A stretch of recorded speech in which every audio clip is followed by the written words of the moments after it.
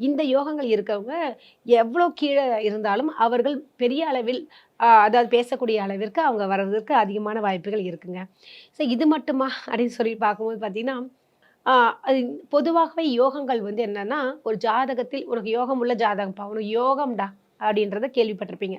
So அப்ப யோகங்கள் இருக்கணும் அப்படின்னு பார்த்தீங்கன்னா தான், ஆ அவர்களுக்கு இது மாரியான அமைப்புகள் இருக்குங்க. அதாவது எப்படின்னா, ஏதாவது ஒரு யோகம். ஒரு சிலருக்கு வந்து பார்த்தீங்கன்னா, கல்வி யோகம் நல்லா பெரிய அளவுக்கு படிச்சுட்டே இருப்பாங்க. நெறைய நல்ல லெவலுக்கு வருவாங்க.